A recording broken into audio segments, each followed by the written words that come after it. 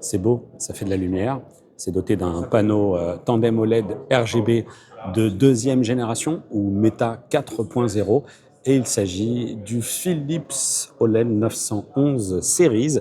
C'est le modèle qui va intégrer la barre de son par rapport au 951 qui lui n'aura pas de barre de son mais qui intégrera le processeur P5 AI Gen 10 Dual Engine. Celui-ci c'est le Single Engine. Dual Engine interviendra essentiellement dans l'optimisation des lumières spéculaires. On ira chercher un petit peu plus haut la puissance lumineuse, mais sur ce modèle-ci, déjà, on va retrouver beaucoup d'améliorations apportées et rendues possibles grâce à l'intégration de cette dalle tandem OLED RGB, donc White OLED de toute dernière génération, Metapanel, avec des hauts pics de luminosité. Je vais y revenir dans ma vidéo complète. Ce produit-ci va être décliné en 48, 55, 65, 77 pouces. Il devrait y avoir d'ailleurs des nuances à connaître entre le 48 qui peut-être aurait une luminosité un peu inférieure. Je vais encore creuser le système. On est ici sur un téléviseur qui est compatible, qui intègre un système Ambilight 4 côtés, mais qui est aussi compatible avec la technologie Ambiscape.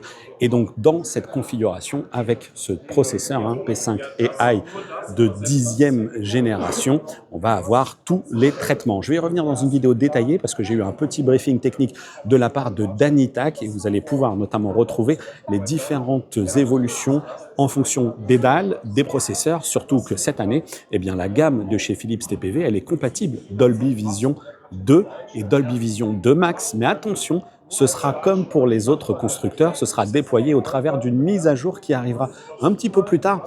On se parlait du mois d'août de mémoire chez TCL et j'ai cru entendre qu'ici, ce serait à l'automne. Donc vous voyez qu'on n'est pas prêt encore d'avoir ces contenus Dolby Vision 2, mais en même temps, j'ai eu des petites démonstrations ici. Bref, il y a quelques petites choses encore à rapporter sur ces téléviseurs qui sont supposés être compatibles Dolby Vision 2, mais toute la gamme le sera. Et ça, c'est quand même plutôt pas mal. Enfin, toute la gamme des produits 811, 911 et 951 avec ce design qui est encore assez fin et Ambilight 4 côtés. Je ne sais plus si je l'ai dit. Donc on a l'Ambilight également en partie basse. Voilà, donc n'hésitez pas, on sera sur un téléviseur qui naturellement va reprendre les meilleures spécifications du panneau aussi, avec du VRR, gaming, 165 Hz, etc. Allez, n'hésitez pas, dites-moi ce que vous pensez de ce modèle-ci.